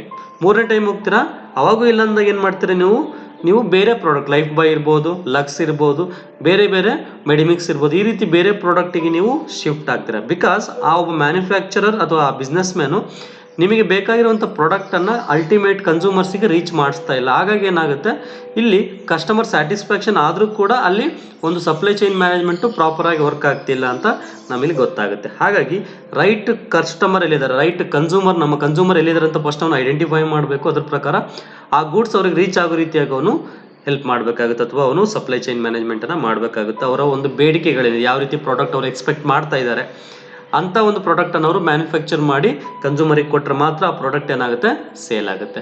ಇದೆಲ್ಲದನ್ನೂ ಕೂಡ ಥ್ರೂ ಮಾರ್ಕೆಟ್ ರಿಸರ್ಚ್ ಅವರು ಸ್ಟಡಿ ಮಾಡಿಬಿಟ್ಟು consumer needs and wants requirements ಪ್ರಕಾರ ಪ್ರಾಡಕ್ಟನ್ನು ಮಾರ್ಕೆಟಿಗೆ ರೀಚ್ ಮಾಡಿದರೆ ಖಂಡಿತವಾಗ್ಲೂ ಆ ಪ್ರಾಡಕ್ಟು ಪರ್ಚೇಸ್ ಆಗುತ್ತೆ, ಬೈ ಆಗುತ್ತೆ, ಯೂಸ್ ಆಗುತ್ತೆ. ಕಂಪನಿ ಒಂದು ಸೇಲ್ಸ್ ರೆವೆನ್ಯೂ ಇನ್ಕ್ರೀಸ್ ಆಗಿ ಪ್ರಾಫಿಟ್ ಅಲ್ಟಿಮೇಟಾಗಿ ಇನ್ಕ್ರೀಸ್ ಆಗ್ತಾ ಹೋಗುತ್ತೆ ಸ್ನೇಹಿತರೆ. ಹಾಗಾಗಿ customer satisfaction and their development is most important objective of the business. Next objective ಅನ್ನು ನೀವು ಹೇಳೋದಾದ್ರೆ employees satisfaction and development. Employees are the main assets or resources of the business. Accept ಮನಿ ಕೂಡ important resources. ಅದೇ ರೀತಿ men ಅಥವಾ human resource ಅನ್ನೋದು ತುಂಬ ಪ್ರಾಮುಖ್ಯತೆಯನ್ನು ಪಡೆದಿದೆ ಒಂದು ಬಿಸ್ನೆಸ್ಸಲ್ಲಿ. ಜಸ್ಟ್ ನನ್ನ ಹತ್ರ ಮಿಷನರಿ ಇದೆ, ಲ್ಯಾಂಡ್ ಇದೆ, ಎಲ್ಲದೂ ಕೂಡ ಬಿಲ್ಡಿಂಗ್ ಇದೆ ಅಂತಂದರೆ ಹ್ಯೂಮನ್ ರಿಸೋರ್ಸ್ ಇಲ್ಲದೆ ಯಾವುದೇ ಒಂದು ಅಸೆಟ್, ಯಾವುದೇ ಒಂದು ಮಿಷನರಿ ವರ್ಕ್ ಆಗಲ್ಲ. ಹಾಗಾಗಿ ಹ್ಯೂಮನ್ ರಿಸೋರ್ಸಸ್ ಬೇಕಾಗಿದೆ. ಆ ಹ್ಯೂಮನ್ ರಿಸೋರ್ಸ್ ಸ್ಯಾಟಿಸ್ಫ್ಯಾಕ್ಷನ್ ಆಗಬೇಕು ಮತ್ತು ಅವರ ಡೆವಲಪ್ಮೆಂಟ್ ಆಗಬೇಕು. ಆವಾಗಲೇ ಮಾತ್ರ ಒಂದು ಬಿಸ್ನೆಸ್ ಗ್ರೋತ್ ಆಗುತ್ತೆ, ಒಂದು ಬಿಸ್ನೆಸ್ ಪ್ರಾಫಿಟನ್ನು ಅರ್ನ್ ಮಾಡೋದಕ್ಕೆ ಸ್ಟಾರ್ಟ್ ಆಗುತ್ತೆ. ಹಾಗಾದರೆ ಅವ್ರಿಗೆ ಅವರ ಒಂದು ಕ್ವಾಲಿಫಿಕೇಷನ್ ಬೇಸ್ ಮೇಲೆ ಅಥವಾ ಅವರಲ್ಲಿರುವಂಥ ಒಂದು ಸ್ಕಿಲ್ಸ್ ಬೇಸ್ ಮೇಲೆ ಅವ್ರಿಗೆ ಜಾಬನ್ನು ಕೊಡಬೇಕು. ಅದ್ರ ಬೇಸ್ ಮೇಲೆ ಅವರಿಗೆ ಒಂದು ರೆಮ್ಯುನರೇಷನ್ ಅಥವಾ ಸ್ಯಾಲ್ರಿಯನ್ನು ಫಿಕ್ಸ್ ಮಾಡಿದರೆ ಆವಾಗ ಕಸ್ಟಮರ್ ಏನಾಗ್ತಾರೆ, ಸ್ಯಾಟಿಸ್ಫ್ಯಾಕ್ಷನ್ ಆಗ್ತಾರೆ. ಅದ್ರ ಪ್ರಕಾರ ಅವರು ಜಾಸ್ತಿ ಕಂಪನಿಯಲ್ಲಿ ಇದ್ದು ವರ್ಕ್ ಮಾಡೋದಕ್ಕೆ ಇಷ್ಟಪಡ್ತಾರೆ. ಕಂಪನಿ ಜಾಸ್ತಿ ಪ್ರೊಡಕ್ಷನ್ ಆದರೆ ಅಥವಾ ಜಾಸ್ತಿ ಸೇಲ್ಸ್ ಆದರೆ ಅಲ್ಟಿಮೇಟಾಗಿ ಕಂಪನಿ ಪ್ರಾಫಿಟನ್ನು ಜಾಸ್ತಿ ಅರ್ನ್ ಮಾಡೋಕ್ಕೆ ಹೆಲ್ಪ್ ಆಗುತ್ತೆ ಸ್ನೇಹಿತರೆ. ಹಾಗಾಗಿ human resource are the main assets of every organisation or the business ಅಂತೇಳಿ ಹೇಳ್ತಾರೆ. ಹಾಗಾದರೆ ಯಾವ ರೀತಿ ಅಂತ ನಮಗೆ ಹ್ಯೂಮನ್ ರಿಸೋರ್ಸಸ್ ಬೇಕು, ಅವರನ್ನು ರಿಕ್ರೂಟ್ಮೆಂಟ್ ಮಾಡಬೇಕು, ಅವರಿಗೆ ಟ್ರೈನಿಂಗನ್ನು ಕೊಡಬೇಕು, ಡೆವಲಪ್ಮೆಂಟ್ ಮಾಡಬೇಕು, ಅವರಿಗೆ ಪ್ರಮೋಷನ್ ಕೊಡೋದಿರ್ಬೋದು ಅಥವಾ ಅವರಿಗೆ ಎಂಕರೇಜ್ಮೆಂಟ್ ಕೊಡೋದ್ರ ಮೂಲಕ ಅವ್ರಿಗೆ ನಾವು ಅವ್ರನ್ನ ಸ್ಯಾಟಿಸ್ಫ್ಯಾಕ್ಷನ್ ಮಾಡಬೇಕು, ಅವರಿಂದ ನಾವು ವರ್ಕನ್ನು ಅಲ್ಟಿಮೇಟ್ ಆಗಿ ಎಕ್ಸ್ಟ್ರಾಕ್ಟ್ ಮಾಡ್ಬೋದು. These are all the things we are going to study in human resource management. Human resource management ಅಲ್ಲಿ ನಾವು ಒಂದು ಎಂಪ್ಲಾಯೀಸ್ ರಿಲೇಟೆಡ್ ರಿಲೇಷನ್ಶಿಪ್ ಬಗ್ಗೆ ಅಥವಾ ಎಂಪ್ಲಾಯೀಸ್ ಸ್ಯಾಟಿಸ್ಫ್ಯಾಕ್ಷನ್ ಬಗ್ಗೆ ನಾವಲ್ಲಿ ಸ್ಟಡಿ ಮಾಡ್ತಾ ಹೋಗ್ತೀವಿ ಸ್ನೇಹಿತರೆ. Next one is quality products and services. ನೀವು ಯಾವುದೇ ಒಬ್ಬ ಕಸ್ಟಮರ್ ಆಗಿದ್ರು ಕೂಡ ಒಂದು ಪ್ರಾಡಕ್ಟನ್ನು ಪರ್ಚೇಸ್ ಮಾಡ್ತಾ ಇದ್ರೆ ಅಂದರೆ at least you will expect minimum standard of quality. Minimum standard goods ಅನ್ನೋರು ಯೂಸ್ ಮಾಡಿರಬೇಕು ಅಥವಾ ರಾ ಮೆಟೀರಿಯಲ್ನ ಯೂಸ್ ಮಾಡಿ ಒಂದು ಪ್ರಾಡಕ್ಟನ್ನು ಮಾಡಿರಬೇಕು. ಅಟ್ಲೀಸ್ಟ್ ನಾನು ಒಂದು ಮೊಬೈಲ್ ತಗೊಂಡಿದ್ದೀನಿ 2 to 3 years ಆದರೂ ನನಗೆ ಪ್ರಾಡಕ್ಟ್ ಬರಬೇಕು. ಅಲ್ಟಿಮೇಟಿಗೆ ತಗೊಂಡು ಬಂದಿದ್ದೀನಿ ಒಂದು ಟಿವಿಯನ್ನು ಅಥವಾ ಮೊಬೈಲನ್ನು 1 or 2 daysಲ್ಲೇ ನಮಗೆ ಮೊಬೈಲ್ ಹಾಳಾಯಿತು ಅಂದರೆ ನಮಗೇನಾಗುತ್ತೆ, ಇದು ಕ್ವಾಲಿಟಿ ಪ್ರಾಡಕ್ಟ್ ಅಲ್ಲ, ಇದು ಒಳ್ಳೆ ಬ್ರ್ಯಾಂಡ್ ಪ್ರಾಡಕ್ಟ್ ಅಲ್ಲ ಅಂತ ನಾವು ನೆಕ್ಸ್ಟ್ ಟೈಮ್ ಅದನ್ನು ಪರ್ಚೇಸು ಮಾಡಲ್ಲ. ಈವನ್ ಪರ್ಚೇಸ್ ಮಾಡೋರಿಗೂ ಕೂಡ ನಾವು ರೆಕಮೆಂಡು ಕೂಡ ಮಾಡಲ್ಲ. ಬಿಕಾಸ್ ಕ್ವಾಲಿಟಿ ಅನ್ನೋದು ಯಾವುದೇ ರೀತಿ ನಾವು ಕಾಂಪ್ರಮೈಸ್ ಆಗಬಾರ್ದು ಒಂದು ಪ್ರಾಡಕ್ಟಲ್ಲಿ ಅಥವಾ ಸರ್ವಿಸಲ್ಲಿ. ಈಗ ಒಂದು ಎಕ್ಸಾಂಪಲ್ ತಗೊಳ್ಳಿ, ನೀವು ಆ್ಯಪಲ್ ಕಂಪನಿ ಇರ್ಬೋದು, ಟಾಟಾ ಕಂಪನಿ ಇರ್ಬೋದು, ಮಾರುತಿ ಕಂಪನಿ ಇರ್ಬೋದು, ಫಾಸ್ಟ್ ಟ್ರ್ಯಾಕ್ ಕಂಪನಿ ಇರ್ಬೋದು, KSRTC ಇರ್ಬೋದು, VRL ಇರ್ಬೋದು, ಇದೆಲ್ಲದೂ ಕೂಡ ತಮ್ಮದೇ ಆದಂಥ ಒಂದು ಸೊಸೈಟಿಯಲ್ಲಿ ಮಾರ್ಕೆಟಲ್ಲಿ ಒಂದು ರೆಪ್ಯುಟೇಷನನ್ನು ಮೇಂಟೈನ್ ಮಾಡಿದ್ದಾವೆ. ಬಿಕಾಸ್ ಅವರ ಒಂದು ಕ್ವಾಲಿಟಿ ಬೇಸ್ ಮೇಲೆ, ಅವರ ಒಂದು ಕ್ವಾಲಿಟಿಯನ್ನು ನೀವು ಆ್ಯಪಲ್ ಕಂಪನಿ ಎಷ್ಟೇ ಕಾಸ್ಟ್ಲಿ ಆದರೂ ಕೂಡ ಅದನ್ನು ಪರ್ಚೇಸ್ ಮಾಡ್ತಾರೆ. ಬಿಕಾಸ್ ಏನಕ್ಕೆ ಅಂತಂದರೆ ಅದು ಒಂದು ಬ್ರ್ಯಾಂಡ್ ಆ್ಯಸ್ ವೆಲ್ ಆ್ಯಸ್ ಒಂದು ಕ್ವಾಲಿಟಿಯನ್ನು ಮೇಂಟೈನ್ ಮಾಡಿರುತ್ತೆ. ಹಾಗಾಗಿ ಆ್ಯಪಲ್ ಕಂಪನಿಯ ಒಂದು ಮೊಬೈಲ್ಸ್ ಇರ್ಬೋದು, ಲ್ಯಾಪ್ಟಾಪ್ಸ್ ಇರ್ಬೋದು, ಐಫೋನ್ಸ್ ಇರ್ಬೋದು ಪರ್ಚೇಸ್ ಮಾಡ್ತಾ ಹೋಗ್ತಾರೆ ಮಾರ್ಕೆಟಲ್ಲಿ. ಗೊತ್ತಾಗ್ತಿದ್ದಾನ? ಹಾಗಾದರೆ ಒಂದು ಕ್ವಾಲಿಟಿ ಪ್ರಾಡಕ್ಟ್ಸನ್ನು ಮತ್ತು ಸರ್ವೀಸಸನ್ನು ಕಸ್ಟಮರ್ಗೆ ಕೊಡಬೇಕು, ಕನ್ಸ್ಯೂಮರ್ಸಿಗೆ ಕೊಡಬೇಕು ಅನ್ನೋದು ಕೂಡ ಒಂದು ಬಿಸ್ನೆಸ್ನ ಉದ್ದೇಶ ಆಗಿರುತ್ತೆ ಅಥವಾ ಅಬ್ಜೆಕ್ಟಿವ್ ಆಗಿರುತ್ತೆ ಸ್ನೇಹಿತರೆ. Market leadership. ಫಾರ್ ಎಕ್ಸಾಂಪಲ್, ನನ್ನ ಪ್ರಾಡಕ್ಟು ಇದೆ, ಸೇಮ್ ಪ್ರಾಡಕ್ಟ್ ಈಗ ಪೆನ್ನನ್ನು ಮ್ಯಾನುಫ್ಯಾಕ್ಚರ್ ಮಾಡ್ತಾ ಇದೆ ಅಂದರೆ ನನ್ನ ಪೆನ್ನನ್ನು ಯಾಕೆ ಕನ್ಸ್ಯೂಮರ್ಸು ಪರ್ಚೇಸ್ ಮಾಡಬೇಕು ಅನ್ನೋದು ನಿಮ್ಮ ಮುಂದೆ ಒಂದು ದೊಡ್ಡ ಪ್ರಶ್ನೆ ಬರುತ್ತೆ. ಏನಕ್ಕೆ ನನ್ನ ಪ್ರಾಡಕ್ಟು ಡಿಫ್ರೆಂಟ್ ಆಗಿದೆ ಕಂಪೇರ್ ಟು ಅದರ್ ಕಾಂಪಿಟೇಟರ್ಸ್? ಬೇರೆಯವರು ಕೂಡ ಪೆನ್ನನ್ನು ಮಾರಾಟ ಮಾಡ್ತಾ ಇದ್ದಾರೆ, ನಾನು ಕೂಡ ಪೆನ್ನನ್ನು ಮಾರಾಟ ಮಾಡ್ತಾ ಇದ್ದೀನಿ. ಹಾಗಾದರೆ ನನ್ನ ಪ್ರಾಡಕ್ಟನ್ನು ಯಾಕೆ ಮಾರ್ಕೆಟರ್ಸ್ ಅಥವಾ ಕನ್ಸ್ಯೂಮರ್ಸು ಖರೀದಿ ಮಾಡಬೇಕು ಅನ್ನೋದನ್ನು ನೀವು ಜಸ್ಟಿಫೈ ಮಾಡಬೇಕು. In the form of quality ಇರ್ಬೋದು, in the form of price ಇರ್ಬೋದು. ಯಾವುದೇ ಒಂದು ನೀವು ಕಂಪ್ಯಾರಿಸನನ್ನು ಮಾಡುವಾಗ ನಿಮ್ಮ ಪ್ರಾಡಕ್ಟು ಕಂಪೇರ್ ಟು ಅದರ್ ಪ್ರಾಡಕ್ಟ್ಸಿಗೆ ಚೆನ್ನಾಗಿದೆ, ಕ್ವಾಲಿಟಿ ವೈಸ್ ಇರ್ಬೋದು, ಕ್ವಾಂಟಿಟಿ ವೈಸ್ ಇರ್ಬೋದು, ಅಥವಾ ಪ್ರೈಸ್ ವೈಸ್ ಇರ್ಬೋದು. ಇವೆಲ್ಲದನ್ನೂ ಕೂಡ ನೀವು ಫ್ಯಾಕ್ಟರಾಗಿ ತಗೊಂಡು ಒಂದು ಮಾರ್ಕೆಟನ್ನು ಲೀಡರ್ಶಿಪ್ ಮಾಡಬೇಕು. ಬೇರೆಯವ್ರಿಗಿಂತ ನಾನು ಜಾಸ್ತಿ ಸೇಲ್ಸನ್ನು ಮಾಡಬೇಕು, ಜಾಸ್ತಿ ಕನ್ಸ್ಯೂಮರ್ಸಿಗೆ ನಾನು ರೀಚ್ ಆಗಬೇಕು ಅನ್ನೋ ಒಂದು ಆಬ್ಜೆಕ್ಟಿವ್ನ ಇಟ್ಕೊಂಡು ಮಾರ್ಕೆಟ್ ಲೀಡರ್ಶಿಪ್ ಅನ್ನೋ ಒಂದು ಆಬ್ಜೆಕ್ಟಿವ್ನ ಕೂಡ ಬಿಸ್ನೆಸ್ಗಳು ಸೆಟ್ ಮಾಡ್ಕೊಂಡಿರುತ್ತೆ ಸ್ನೇಹಿತರೆ. Next, challenging. ಬಿಸ್ನೆಸ್ ಅನ್ನೋದು challenging because the future is full of uncertainties. ಫ್ಯೂಚರಲ್ಲಿ ಏನಾಗುತ್ತೋ ಏನಾಗಲ್ಲೋ ನಮಗೆ ಕೂಡ ಎಕ್ಸ್ಪೆಕ್ಟ್ ಮಾಡೋದಕ್ಕೆ ಸಾಧ್ಯ ಇಲ್ಲ. ಹಾಗಾದರೆ ಕನ್ಸ್ಯೂಮರ್ ನೀಡ್ಸ್ ಆ್ಯಂಡ್ ವಾಂಟ್ಸ್ ಅನ್ನೋದು ಕೂಡ ಡೇ ಬೈ ಡೇ ಏನಾಗ್ತಿರುತ್ತೆ, ಚೇಂಜ್ ಆಗ್ತಿರುತ್ತೆ. ಇವತ್ತು ನಾನು ಇಷ್ಟಪಡ್ತಿರೋ ಮೊಬೈಲು ಅಥವಾ ಬೈಕು ಇನ್ನೂ 6 months ಬಿಟ್ಟು, ಇನ್ನೂ ಒಂದು 1 year ಬಿಟ್ಟು ನಾನು ಇಷ್ಟಪಡ್ತೀನಿ ಅಂತಂದರೆ ಇಲ್ಲ. ಯಾಕಂದರೆ ಅದರಲ್ಲಿ ನಾನು ಏನಾದರೂ ಒಂದು ಚೇಂಜಸ್ಸನ್ನು, ಅಡಿಷನ್ ಅಥವಾ ಡಿಲೀಷನನ್ನು ಎಕ್ಸ್ಪೆಕ್ಟ್ ಮಾಡ್ತೀನಲ್ವಾ. ಹಾಗಾದರೆ ಇದು ಒಂದು ಪ್ರತಿಯೊಂದು ದಿನ ಕೂಡ ಒಂದು ಚಾಲೆಂಜಿಂಗ್ ಟಾಸ್ಕ್ ಆಗಿರುತ್ತೆ. ಪ್ರಾಡಕ್ಟನ್ನು ತರಬೇಕು, ರಾ ಮೆಟೀರಿಯಲ್ ತರಬೇಕು, ಮ್ಯಾನುಫ್ಯಾಕ್ಚರ್ ಮಾಡಬೇಕು, ಅದನ್ನು ಫಿನಿಶ್ಡ್ ಗೂಡ್ಸ್ ಮಾಡಬೇಕು, ಮಾರ್ಕೆಟಿಂಗ್ ಮಾಡಬೇಕು, ಕಾಂಪಿಟೇಷನ್ ಇರುತ್ತೆ, ಅದರಲ್ಲಿ ಸೇಲ್ಸ್ ಮಾಡಬೇಕು, ಪ್ರಾಫಿಟ್ ಅರ್ನ್ ಮಾಡಬೇಕು, ಅಗೈನ್ ಮತ್ತೆ ರಾ ಮೆಟೀರಿಯಲ್ ತರಬೇಕು, ಮತ್ತು ಈ ಥರ ಒಂದು ಸೈಕಲ್ಲು ಪ್ರತಿದಿನ ಬಿಸ್ನೆಸ್ಸಲ್ಲಿ ಇದ್ದೇ ಇರುತ್ತೆ. ಹಾಗಾಗಿ business is an challenging task ಆಗಿರುತ್ತೆ. ಆ ಚಾಲೆಂಜಿಂಗ್ ಟಾಸ್ಕನ್ನು ಅವರು ಎದುರಿಸಬೇಕು. ಅದ್ರ ಪ್ರಕಾರ ಅವರು ಬಿಸ್ನೆಸ್ಸನ್ನು ಆ್ಯಕ್ಟಿವಿಟೀಸನ್ನು ಡೇ ಟು ಡೇ ಮಾಡಬೇಕು, ಪ್ರಾಫಿಟನ್ನು ಅರ್ನ್ ಮಾಡಬೇಕು ಅನ್ನೋ ಒಂದು ಆಬ್ಜೆಕ್ಟಿವ್ಸನ್ನು ಸೆಟ್ ಮಾಡ್ಕೊಂಡಿರ್ತಾರೆ ಸ್ನೇಹಿತರೆ. ನೆಕ್ಸ್ಟ್, ಎಂಪ್ಲಾಯ್ಮೆಂಟ್ ಕ್ರಿಯೇಷನ್ ಅಂತ ಬರುತ್ತೆ. ನೆಕ್ಸ್ಟ್ ಆಬ್ಜೆಕ್ಟಿವ್ ಈಸ್ ಸೊಸೈಟಿಯಲ್ಲಿ ಎಷ್ಟೊಂದು ಜನ ನೀವೇ ನೋಡ್ತಾ ಇರ್ತೀರ, ಡಿಗ್ರಿ ಆಗಿರುತ್ತೆ ಅಥವಾ PUC ಆಗಿರುತ್ತೆ, ಅವ್ರಿಗೆ ಡಬಲ್ ಡಿಗ್ರಿ ಆಗಿರುತ್ತೆ, ಪೋಸ್ಟ್ ಗ್ರ್ಯಾಜುಯೇಷನ್ ಆಗಿಬಿಟ್ಟು PhD ಮಾಡಿರ್ತಾರೆ, ಅದರ್ ಕೋರ್ಸಸ್ಸನ್ನು ಎಲ್ಲ ಮಾಡಿರ್ತಾರೆ, ಇಂಜಿನಿಯರಿಂಗ್ ಕೋರ್ಸಸ್ ಎಲ್ಲ. ಆದರೆ ಅವ್ರಿಗೆ ಜಾಬ್ಗಳು ಸಿಗಲ್ಲ. ಬಿಕಾಸ್ ಅನ್ಎಂಪ್ಲಾಯ್ಮೆಂಟ್ ಕ್ರಿಯೇಷನ್ ಜಾಸ್ತಿ ಆಗ್ತಾ ಇದೆ. ಯಾಕಂದರೆ ಓದುವವರ ಸಂಖ್ಯೆ ಜಾಸ್ತಿ ಇದೆ, ಉದ್ಯೋಗಾವಕಾಶಗಳ ಸಂಖ್ಯೆ ಕಡಿಮೆ ಇದೆ ಮಾರ್ಕೆಟಲ್ಲಿ.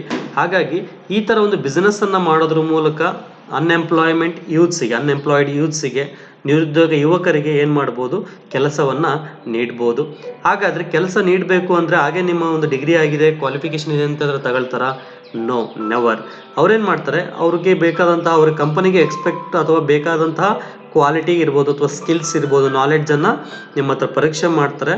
ಥ್ರೂ ಇಂಟರ್ವ್ಯೂ, ರಿಟರ್ನ್ ಟೆಸ್ಟ್ ಇರ್ಬೋದು, ಅಥವಾ ಓರಲ್ ಇಂಟರ್ವ್ಯೂ ಇರ್ಬೋದು, ಅಥವಾ ಡಾಕ್ಯುಮೆಂಟ್ಸ್ ವೆರಿಫಿಕೇಷನ್ ಇರ್ಬೋದು. ಈ ರೀತಿ ಎಲ್ಲ ವೆರಿಫಿಕೇಷನನ್ನು ಮಾಡಿಬಿಟ್ಟು ನಿಮಗೆ ಒಂದು ಜಾಬ್ ಅಪಾರ್ಚುನಿಟೀಸನ್ನು ಕ್ರಿಯೇಟ್ ಮಾಡಿಕೊಡ್ತಾರೆ.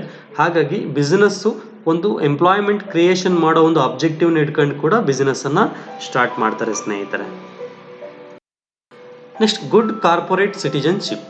ಹಾಗಾದರೆ ಈ ಒಂದು ಬಿಸ್ನೆಸ್ಸನ್ನು ಮಾಡ್ತಾ ಇದ್ದಾರೆ ಅಂದರೆ ಅವರಿಗೆ ಆದಂಥ ಒಂದು ಕೆಲವೊಂದು ಕಾರ್ಪೊರೇಟ್ ಸಿಟಿಜನ್ಶಿಪ್ ಇರುತ್ತೆ.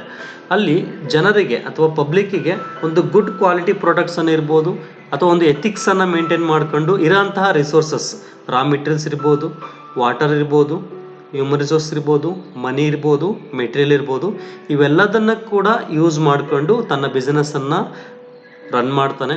ಯಾವುದೇ ರೀತಿಯಂತಹ ಪರಿಸರಕ್ಕೆ ಇರ್ಬೋದು, ಅಥವಾ ಎನ್ವೈರನ್ಮೆಂಟಿಗೆ ಇರ್ಬೋದು, ಅಥವಾ ಪಬ್ಲಿಕ್ಕಿಗೆ, ಗೌರ್ಮೆಂಟಿಗೆ ಯಾವುದೇ ರೀತಿ ಹಾರ್ಮ್ ಮಾಡದೆ, ತೊಂದರೆ ಕೊಡದೆ ಅವನೇನು ಮಾಡ್ತಾನೆ, ತನ್ನ ಬಿಸ್ನೆಸ್ಸನ್ನು ಸ್ಟಾರ್ಟ್ ಮಾಡ್ತಾನೆ ಅಥವಾ ರನ್ ಮಾಡ್ತಾನೆ.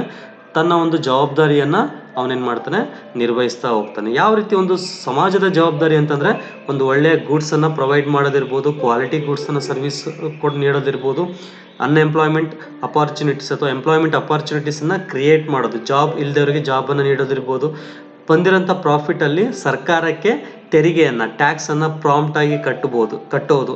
ಇದೆಲ್ಲದೂ ಕೂಡ ಒಂದು ಗುಡ್ ಸಿಟಿಜನ್ಶಿಪ್ ಅಥವಾ ಗುಡ್ ಕಾರ್ಪೊರೇಟ್ ಸಿಟಿಜನ್ ಆಗಿ ಅವರು ಒಂದು ಬಿಸ್ನೆಸ್ಸನ್ನು ರನ್ ಮಾಡ್ತಾರಲ್ವ, ಇದು ಕೂಡ ಒನ್ ಆಫ್ ದ ಆಬ್ಜೆಕ್ಟಿವ್ ಅಂತೇಳಿ ನಾವು ಹೇಳ್ಬೋದು ಸ್ನೇಹಿತರೆ. ನೆಕ್ಸ್ಟ್ ಆಬ್ಜೆಕ್ಟಿವ್ ನೋಡೋದಾದರೆ ಸರ್ವಿಸ್ ಟು ಸೊಸೈಟಿ. ಯಾವುದೇ ಒಂದು ಬಿಸ್ನೆಸ್ಸನ್ನು ನಾವು ಸ್ಟಾರ್ಟ್ ಮಾಡ್ತಾ ಇದ್ದೇವೆ ಅಂದರೆ ನಮ್ಮ ಅಬ್ಜೆಕ್ಟಿವ್ ಏನಂತ ನಾನು ಆಲ್ರೆಡಿ ಹೇಳಿದ್ದೀನಿ, ಪ್ರೀವಿಯಸ್ ಕ್ಲಾಸಸ್ಸಲ್ಲೂ ಈ ಕ್ಲಾಸಸ್ಸಲ್ಲಿ ಕೂಡ ಹೇಳಿದ್ದೀನಿ. To earn a profit, to earn a minimum ಪ್ರಾಫಿಟನ್ನು ಅರ್ನ್ ಮಾಡೋ ಒಂದು ಅಬ್ಜೆಕ್ಟಿವ್ ಇರುತ್ತೆ.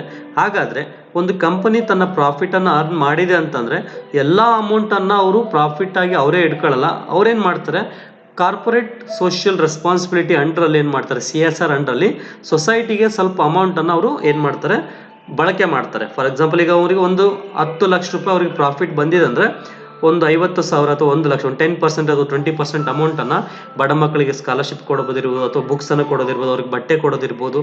ಈ ರೀತಿಯಾಗಿ ಅವ್ರಿಗೆ ಯಾವ ರೀತಿಯಂಥ ಸಮಾಜಕ್ಕೆ ಏನು ಹೆಲ್ಪ್ ಮಾಡ್ಬೋದು, ಒಂದು ಮೆಡಿಸಿನ್ಸನ್ನು ಕೊಡೋದಿರ್ಬೋದು, ವಾಟರ್ ಸರ್ವಿಸನ್ನು ಕೊಡೋದು, ಡ್ರಿಂಕಿಂಗ್ ವಾಟರ್ ಸಪ್ಲೈ ಮಾಡೋದಿರ್ಬೋದು. ಈ ರೀತಿಯಾಗಿ ಹಲವಾರು ಸರ್ವಿಸ್ಗಳನ್ನು ಸೊಸೈಟಿಗೆ ಆ ಬಿಸ್ನೆಸ್ ಅವರು ಮಾಡ್ಬೋದು. ಆ ರೀತಿಯಾದಂಥ ಒಂದು ಆಬ್ಜೆಕ್ಟಿವನ್ನು ಅವರು ಸೆಟ್ ಮಾಡ್ಕೊಂಡಿರ್ತಾರೆ. ಫಾರ್ ಎಕ್ಸಾಂಪಲ್, ಜಸ್ಟ್ ನಿಮ್ಮ ಮುಂದೆ ನಡೆದಿರೋಂಥ ಒಂದು ಎಕ್ಸಾಂಪಲ್ಲು, ಒಂದು ಕೊಡಗು ಇರ್ಬೋದು, ಅಥವಾ ನಮಗೆ ಉತ್ತರ ಕನ್ನಡದಲ್ಲಿ ನಮಗೆ ಬಂದಿರೋಂಥ ನೆರೆ ಪ್ರವಾಹ ಬಂದಾಗ ನಮ್ಮ ಸುಧಾ ನಾರಾಯಣ ಮೂರ್ತಿ ಅವರು, ಇನ್ಫೋಸಿಸ್ನ ಫೌಂಡರ್ ಆದಂಥ ನಾರಾಯಣ ಮೂರ್ತಿ ಅವರ ವೈಫು ಸುಧಾ ನಾರಾಯಣ ಮೂರ್ತಿ ಅವರು ಏನು ಮಾಡಿದರು, ಸಾವಿರಾರು ಕೋಟ್ಯಾಂತರ ಹಣವನ್ನು ಸರ್ಕಾರಕ್ಕೆ ನೀಡಿದ್ದಾರೆ. ಅದೇ ರೀತಿ ಅಲ್ಲಿರೋಂಥ ಜನಗಳಿಗೆ ನೇರವಾಗಿ ತಮ್ಮ ಕೈಯಲ್ಲಿ ಸಾಧ್ಯವಾದಷ್ಟು ಮಟ್ಟಿಗೆ ಸಹಾಯವನ್ನು ಮಾಡಿದ್ದಾರೆ. ಅಂಡರ್ ಸೋಷಿಯಲ್ ಸರ್ವಿಸ್ ಅಂಡರಲ್ಲಿ ಅಥವಾ ಸರ್ವಿಸ್ ಟು ಸೊಸೈಟಿ ಅಂಡರಲ್ಲಿ ಈ ಥರ ಒಂದು ಅಬ್ಜೆಕ್ಟಿವ್ನ ಇಟ್ಕೊಂಡು CSR ಅಂಡರಲ್ಲಿ ಅವರು ತಮ್ಮ ಸರ್ವಿಸನ್ನು ಸಮಾಜಕ್ಕೆ ನೀಡ್ಬೋದು ಸ್ನೇಹಿತರೆ. ಒಂದು ಬಿಸ್ನೆಸ್ ಆದವರು ಈ ಥರ ಕೂಡ ಒಂದು ಅಬ್ಜೆಕ್ಟಿವ್ನ ಸೆಟ್ ಮಾಡಿರ್ತಾರೆ. Next objective is getting and staying profitable. ಹಾಗಾದರೆ ಒಂದು ಸಾರಿ ನಾನು ಬಿಸ್ನೆಸ್ಸನ್ನು ಸ್ಟಾರ್ಟ್ ಮಾಡಿದ್ದೇನೆ ಅಂದರೆ may be first year, second year ನನ್ನ ಕಂಪನಿ ಏನು ಮಾಡ್ಬೋದು, ಲಾಸ್ ಆಗ್ಬೋದು, ಅಥವಾ ಬ್ರೇಕ್ ಈವನ್ ಲೆವೆಲ್ ಇರ್ಬೋದು, ನೋ ಪ್ರಾಫಿಟ್ ನೋ ಲಾಸ್ ಸಿಚುವೇಶನ್ಸಲ್ಲಿ ಇರ್ಬೋದು. ಥರ್ಡ್ ಇಯರ್, ಫೋರ್ತ್ ಇಯರಿಂದ ಏನಾಗುತ್ತೆ, ಕಂಪನಿ ಪ್ರಾಫಿಟನ್ನು ಅರ್ನ್ ಮಾಡ್ತಾ ಇದೆ ಅಂತಂದರೆ ಮತ್ತೆ ನೆಕ್ಸ್ಟು ಅದು ಲಾಸ್ ಆಗೋದಕ್ಕೆ ಇಷ್ಟಪಡಲ್ಲ. ಆ ಥರ ಆಯ್ತು ಅಂದರೆ ಕಂಪನಿ ಏನಾಗುತ್ತೆ, ಆಟೋಮೆಟಿಕ್ಕಾಗಿ ಕ್ಲೋಸ್ ಆಗುತ್ತೆ ಅಥವಾ ವೈಂಡ್ ಅಪ್ ಆಗುತ್ತೆ. ಬಿಕಾಸ್ ಆಫ್ ಕಂಟಿನ್ಯೂಸ್ ಲಾಸ್ ಇಂದ ಆಗೋದ್ರಿಂದ ಕಂಪನಿ ಕ್ಲೋಸ್ ಆಗುತ್ತೆ. ಫಾರ್ ಎಕ್ಸಾಂಪಲ್, ನೀವು ಬೆಸ್ಟ್ ಎಕ್ಸಾಂಪಲ್ ಗೌರ್ಮೆಂಟ್ ಕಂಪನಿ ನೋಡೋದಾದರೆ HMT ವಾಚ್ ಬಗ್ಗೆ ಇತ್ತಲ್ವ, HMT ಈಗ ನಿಮ್ಗೆ ವಾಚೇ ಕಾಣಲ್ಲ. ಬಿಕಾಸ್ ಅದು ಒಂದು ಪ್ರಾಫಿಟನ್ನು ಅರ್ನ್ ಮಾಡ್ತಾ ಇತ್ತು ಗೌರ್ಮೆಂಟ್ ಕಂಪನಿ, ಆದರೂ ಅದು ಕಂಪನಿ ಲಾಸ್ ಆಯಿತು, ಕಂಪನಿ ಕ್ಲೋಸ್ ಆಯಿತು. ಹಾಗಾಗಿ ಪ್ರತಿಯೊಂದು ಬಿಸ್ನೆಸ್ನ ಉದ್ದೇಶ ಏನಪ್ಪ ಅಂತಂದರೆ ಗೆಟಿಂಗ್ ಆ್ಯಂಡ್ ಸ್ಟೇಯಿಂಗ್ ಪ್ರಾಫಿಟಬಲ್, ಲಾಭವನ್ನು ಗಳಿಸುವುದು ಮತ್ತು ಲಾಭದಲ್ಲೇ ಒಂದು ಬಿಸ್ನೆಸ್ಸನ್ನು ರನ್ ಮಾಡೋ ಒಂದು ಆಬ್ಜೆಕ್ಟಿವನ್ನು ಇಟ್ಟಿರುತ್ತೆ. Objective is productivity and profitability of products and services. ಪ್ರತಿಯೊಂದು ಬಿಸ್ನೆಸ್ನ ಅಬ್ಜೆಕ್ಟಿವ್ ಏನಪ್ಪ ಅಂದರೆ productivity and profitability of a goods and services ಅಥವಾ ಪ್ರಾಡಕ್ಟ್ಸ್ ಆ್ಯಂಡ್ ಸರ್ವಿಸಸ್. ಹಾಗಾದರೆ ಇರೋಂತಹ ರಿಸೋರ್ಸಸ್ಸನ್ನು, ಸಿಗುವಂತಹ ರಿಸೋರ್ಸಸ್ ಅಥವಾ ರಾ ಮೆಟೀರಿಯಲ್ಸ್ಗಳನ್ನು ಬಳಸಿಬಿಟ್ಟು ಪ್ರೊಡಕ್ಷನ್ ಆ್ಯಕ್ಟಿವಿಟೀಸನ್ನು ಮಾಡಬೇಕು. ಆ ಪ್ರೊಡಕ್ಷನ್ ಆ್ಯಕ್ಟಿವಿಟೀಸ್ ಆದಮೇಲೆ ಆ ಪ್ರಾಡಕ್ಟನ್ನು ಸೇಲ್ ಮಾಡಬೇಕು, ಪ್ರಾಫಿಟನ್ನು ಗಳಿಸಬೇಕು. ಇಷ್ಟೇ ಉದ್ದೇಶ. ಸಿಂಪಲ್ ಆಗಿ ರಾ ಮೆಟೀರಿಯಲ್ ತರಬೇಕು, ಮ್ಯಾನುಫ್ಯಾಕ್ಚರ್ ಮಾಡಬೇಕು, ಸೇಲ್ ಮಾಡಬೇಕು, ಪ್ರಾಫಿಟ್ ಗಳಿಸಬೇಕು. ಇದೇ ಒಂದು ಆಬ್ಜೆಕ್ಟಿವ್ನ ಇಟ್ಕೊಂಡ್ಬಿಟ್ಟು ಐದರ್ ಪ್ರಾಡಕ್ಟ್ ಥ್ರೂ ಇರ್ಬೋದು ಅಥವಾ ಸರ್ವಿಸನ್ನು ನೀಡೋದ್ರ ಮೂಲಕ ಅವರು ಪ್ರಾಫಿಟನ್ನು ಗಳಿಸ್ಬೇಕನ್ನೋ ಒಂದು ಉದ್ದೇಶವನ್ನು ಇಟ್ಕೊಂಡಿರ್ತಾರೆ ಸ್ನೇಹಿತರೆ. Excellent customer services. ನೀವು ಯಾವುದೋ ಒಂದು ಹೋಟ್ಲಿಗೆ ಹೋಗ್ತೀರಾ, ಟೇಸ್ಟ್ ಎಲ್ಲ ಚೆನ್ನಾಗಿದೆ ಅಂತ ಹೋಗ್ತೀರಾ. ಇವನ್ ಟೇಸ್ಟ್ ಚೆನ್ನಾಗಿದ್ರೂ ಕೂಡ ನಮಗೆ ಅಲ್ಲಿ ಸಪ್ಲೈ ಮಾಡುವಂಥ ಒಬ್ಬ ಸಪ್ಲೈಯರು ಕರೆಕ್ಟಾಗಿ ನಮಗೆ ಬೇಕಾಗಿರುವಂಥ ಪ್ರಾಡಕ್ಟನ್ನು ಅಥವಾ ನಮಗೇನು ಬೇಕಾಗಿದೆ ಐಟಮನ್ನು ಕೇಳಿಬಿಟ್ಟು ನಮಗೆ ಒಂದು ರಿಕ್ವೆಸ್ಟ್ ಫಾರಮಲ್ಲಿ ಕೇಳಿಬಿಟ್ಟು ಅಥವಾ ನಮಗೆ ಸ್ಯಾಟಿಸ್ಫ್ಯಾಕ್ಷನ್ ಆಗೋ ರೀತಿಯಲ್ಲಿ ನಮ್ಗೆ ಏನು ಮಾಡ್ತಾನೆ ಸರ್ವಿಸನ್ನು ಕೊಟ್ಟರೆ ನೆಕ್ಸ್ಟ್ ಟೈಮ್ ನಾವು ಆ ಒಂದು ಪ್ಲೇಸಿಗೆ ಆವತ್ತೋ ಆ ಒಂದು ಹೋಟೆಲ್ಗೆ ಹೋಗೋದಕ್ಕೆ ತುಂಬ ಇಷ್ಟಪಡ್ತೀವಿ. ಈಗ ಒಂದು ಬಟ್ಟೆ ಶಾಪಿಗೆ ಹೋಗ್ತೀವಿ, ಸೀರೆ ಬೇಕಂತ ಹೋಗಿರ್ತೀವಿ. ಆ ಸೀರೆನ ತಗೊಳ್ಳುವಾಗ ನಮಗೆ ಹಲವಾರು ಸೀರೆ ಡಿಫ್ರೆಂಟ್ ಡಿಸೈನ್ಸ್ ಡಿಫ್ರೆಂಟ್ ಕಲರ್ಸನ್ನು ನಾವು ತೆಗಿಸ್ತೀವಿ ನಮ್ಮ ರೇಂಜಿಗೆ, ನಮ್ಮ ಅಮೌಂಟಿಗೆ ಬೇಕಾಗಿರೋಂಥ ಸೀರೆನ. ಅಂಥ ಟೈಮಲ್ಲಿ ಅವರು ಕ್ಲೀನಾಗಿ ತೋರಿಸಿಲ್ಲ, ರೆಸ್ಪಾನ್ಸ್ ಮಾಡಿಲ್ಲ ಒಬ್ಬ ಸೇಲ್ಸ್ ಮ್ಯಾನ್ ಅಥವಾ ಸೇಲ್ಸ್ ಎಕ್ಸಿಕ್ಯೂಟಿವ್ ಅಂದಾಗ ನಾವೇನು ಮಾಡ್ತೀವಿ, ನೆಕ್ಸ್ಟ್ ಟೈಮ್ ಆ ಒಂದು ಶಾಪ್ಗೆ ಏನೋ ಒಂದು ಪರ್ಚೇಸ್ ಮಾಡೋದಕ್ಕೆ ಹೋಗಲ್ಲ. ಬಿಕಾಸ್ ಅಲ್ಲಿ ಸರ್ವಿಸ್ ಅನ್ನೋದು ಕೂಡ ತುಂಬ ಇಂಪಾರ್ಟೆಂಟ್ ಆಗುತ್ತೆ. ಒಂದು ನಾವು ಬೈಕನ್ನು ತಗೊಳ್ತೀವಿ ಅಂದರೂ ಕೂಡ ಬೈಕನ್ನು ಈಗ ಹೀರೋ ಹೋಂಡಾ ಅಥವಾ ಹೀರೋ ಬೈಕನ್ನು ತಗೊಂಡಿದ್ದೀನಿ ಅಂದರೆ ಆ ಪ್ರಾಡಕ್ಟ್ ನನಗೆ ಸ್ಯಾಟಿಸ್ಫ್ಯಾಕ್ಷನ್ ಆಗಬೇಕು.